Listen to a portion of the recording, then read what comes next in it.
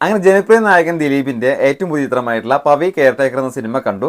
Election day ആയതുകൊണ്ട് തന്നെ കുറച്ച് സമയം വൈകിട്ടാണ് സിനിമ കണ്ടത്. രാത്രിയിലത്തെ ഷോ ആണ് കണ്ടത്.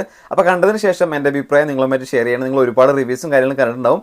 എങ്കിലും ഈ ഒരു റിവ്യൂവിൻ്റെ ആവശ്യം ഉണ്ടെന്ന് എനിക്ക് തോന്നുന്നില്ല. എങ്കിൽ കൂടി എനിക്ക് ഈ ഒരു സിനിമ കണ്ടപ്പോൾ എന്താണ് തോന്നിയത് എന്നുള്ളത് നിങ്ങളുമായിട്ട് ഞാൻ ഷെയർ ചെയ്യണം.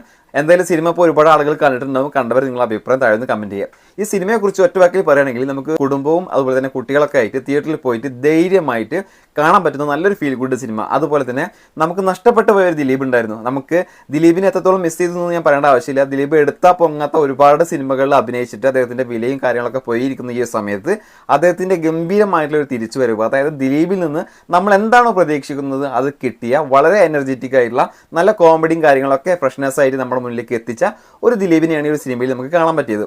അതുകൊണ്ട് തന്നെ ധൈര്യപൂർവ്വം നിങ്ങൾക്ക് കുട്ടികളുമായിട്ടും അതുപോലെ തന്നെ ഫാമിലി ആയിട്ടും നമുക്ക് കുടുംബവുമായിട്ട് ഫ്രണ്ട്സായിട്ട് എല്ലാവർക്കും കാണാൻ പറ്റുന്ന നല്ലൊരു സിനിമയാണ്. കാരണം കോമഡികൾ അത്യാവശ്യം നല്ല രീതിയിൽ വർക്കൗട്ട് ആയിട്ടുണ്ട്. അത് എടുത്തു പറയേണ്ടത് ദിലീപിന്റെ പെർഫോമൻസ് തന്നെയാണ്. ദിലീപ് സിനിമകൾക്ക് കോമഡി പറയാനായിട്ട് വേറൊരു നടന്റെ ആവശ്യമില്ല, ഒരു സഹനടനെ കൊണ്ടുവരേണ്ട ആവശ്യമില്ല. കാരണം അദ്ദേഹത്തിന് തന്നെ അത്യാവശ്യം നല്ല രീതിയിൽ ചിരിപ്പിക്കാനുള്ള കഴിവുണ്ട്. ആ ഒരു കഴിവിനെ വിനീത് കുമാർ ഈ ഒരു സിനിമയിൽ നന്നായിട്ട് തന്നെ ഉപയോഗിച്ചിട്ടുണ്ട്.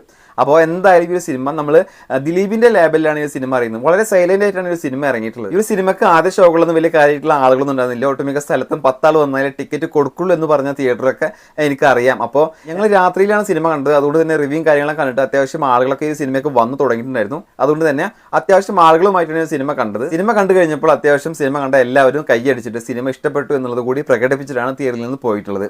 വരും ദിവസങ്ങളിൽ ഈ സിനിമ കാണാൻ വേണ്ടിയിട്ട് ഫാമിലി ഓഡിയൻസ് എന്തായാലും ഒഴുകിയെത്തുമെന്നുള്ള കാര്യം തീർച്ചയാണ്. കാരണം മറ്റൊന്നുമില്ല, വെക്കേഷൻ ടൈമാണ്. അതുപോലെ തന്നെ മറ്റുള്ള സിനിമകളുടെ റണ്ണിങ് കാര്യങ്ങളൊക്കെ ഏകദേശം സ്ലോ ആയിക്കൊണ്ടിരിക്കുകയാണ്. അപ്പോഴാണ് ഒരു പുതിയ സിനിമ എത്തുന്നത്. എന്തായാലും നല്ല സമയത്ത് തന്നെയാണ് ഈ ഒരു സിനിമ റിലീസ് ചെയ്തിട്ടുള്ളത്.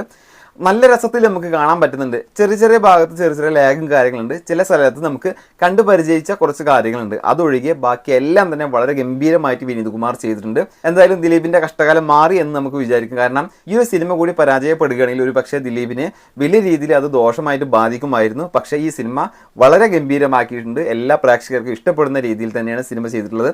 കഥയും മറ്റുള്ള കാര്യങ്ങളൊന്നും പറയുന്നില്ല.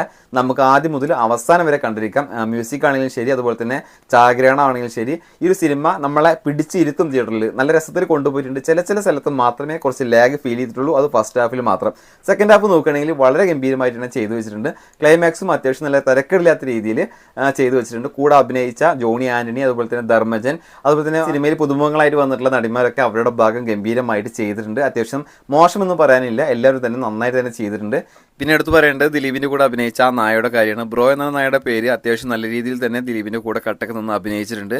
പിന്നെ ദിലീപിൻ്റെ അഭിനയം എന്ന് പറയുന്നത് സെൻറ്റിമെൻറ്റ്സ് എല്ലാം വളരെ ഗംഭീരമായിട്ട് ചെയ്തിട്ടുണ്ട്. നമുക്ക് ഫീൽ ആവുന്ന തരത്തിലുള്ള സെൻറ്റിമെൻറ്റ്സ് രംഗങ്ങളൊക്കെ വളരെ ഗംഭീരമായിട്ട് ഇപ്പോൾ നായയുടെ കൂടെ ആണെങ്കിൽ ശരി, അതുപോലെ തന്നെ നായികമാരുടെ കൂടെ ആണെങ്കിൽ ശരി, അതുപോലെ തന്നെ ജോണി ആൻ്റണിയുടെ കൂടെ ആണെങ്കിലും ശരി, എല്ലാം തന്നെ വളരെ ഗംഭീരമായിട്ട് തന്നെ ചെയ്തു വെച്ചിട്ടുണ്ട്. അദ്ദേഹത്തിൻ്റെ ആ ഒരു പഴയ ഒരു സ്റ്റൈൽ അല്ലെങ്കിൽ ആ ഒരു അഭിനയം തിരിച്ചു കിട്ടിയ പോലെ നമുക്ക് പഴയ ആ ഒരു ദിലീപിനെ തിരിച്ചു കിട്ടിയ ഫീൽ നമുക്ക് ഈ ഒരു സിനിമയിൽ കാണാൻ പറ്റിയിട്ടുണ്ട്. എന്തായാലും കുടുംബ പ്രേക്ഷകർക്ക് സധൈര്യം ഒട്ടും തന്നെ ചിന്തിക്കാതെ ടിക്കറ്റ് എടുത്തിട്ട് കാണാൻ പറ്റുന്ന നല്ലൊരു സിനിമയാണ്. ദിലീപിൻ്റെ ഒരു തിരിച്ചുവരവായിട്ട് നമുക്ക് ഈ സിനിമയെ കണക്കാക്കാം.